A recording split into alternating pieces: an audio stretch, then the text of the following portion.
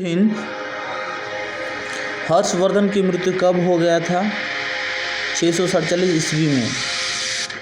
इतिहास में किसके मृत्यु को युग परिवर्तन का काल कहते हैं? हर्षवर्धन। संगम काल कहाँ से कहाँ तक था? 100 ईस्वी से 250 ईस्वी तक। संगम काल के राज्य के नाम बताएं। चेर, पांड, चोल। संगम राज्य के बारे में जानकारी। संगम राज्य के बारे में जानकारी कौन कौन से पुस्तक में मिलती है? इंडिका, अष्टधाई, ऐतरेय, ब्राह्मण ग्रंथ। इंडिका, अष्टधाई और ऐतरेय ब्राह्मण ग्रंथ। ठीक है। पांड वंश में पांड का अर्थ क्या होता है? प्राचीन देश। पांड वंश का राजधानी कौन सा था? मदुरई। पांड वंश का राजकीय चिन्ह कौन सा था? मछली। जैसे भारत का राज्य के चिन्ह कौन सा है? अशोक स्तंभ। उसी तरह पांड वंश का राज्य के चिन्ह कौन सा था? मछली।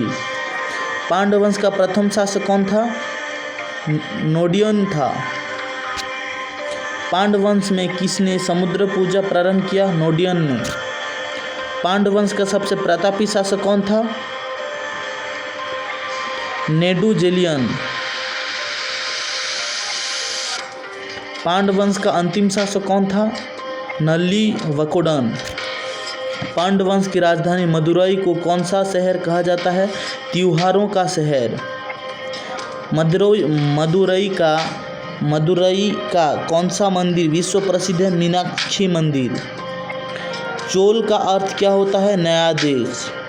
चोल वंश के बारे में प्रथम जानकारी पाणिनि के किस पुस्तक में मिलती है? अष्टधाई पुस्तक में।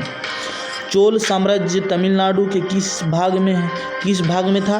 पूर्वी भाग में। ये तीन ठो जो साम्राज्य उसका उदय हुआ था, ये अपना दक्षिण भारत में उदय हुआ था। ठीक है।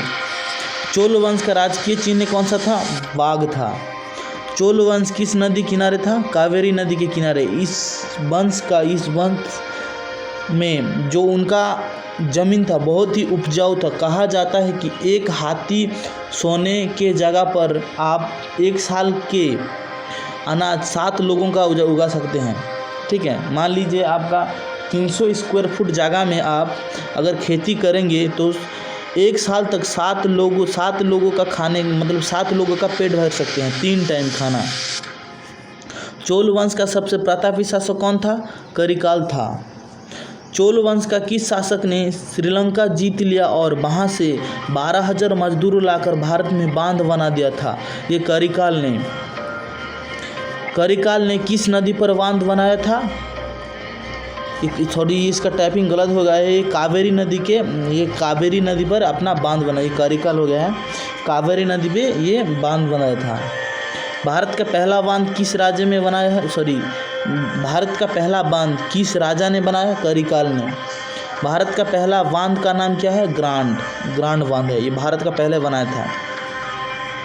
संगमकालीन अर्थव्यवस्था किस पर आधारित था? सूती वस्त्र, मसाला और पशुपालन में। ठीक है। संगमकालीन व्यापार किस देश से ज़्यादा था? रोम से। संगम काल में सबसे प्रमुख देवता मुरुगन थे, जिन्हें वर्तमान में क्या कहा जाता है?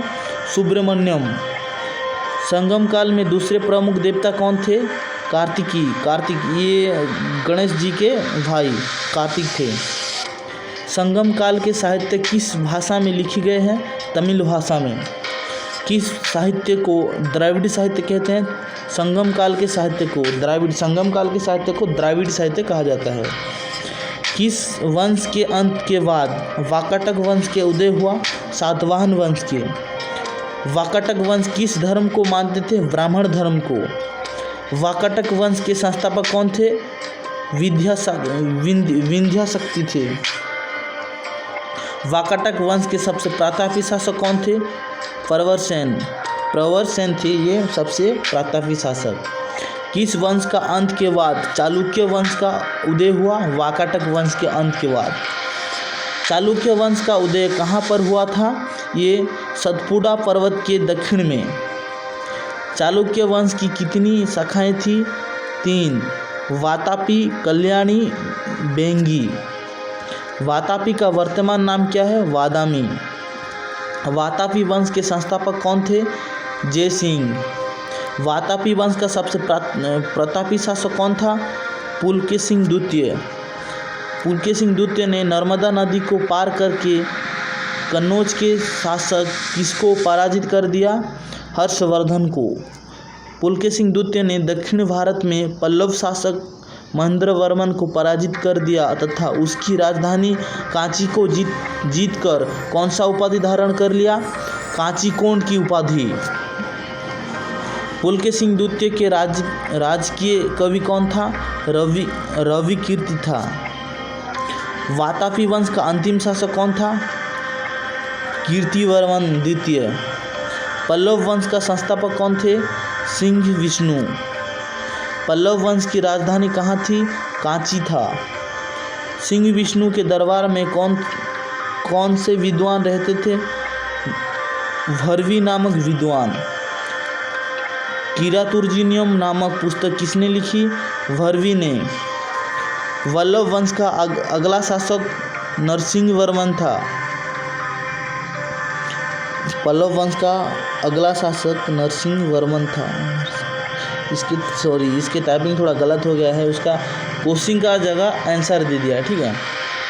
तो पहला पल्लव वंश का अगला शासक कौन था?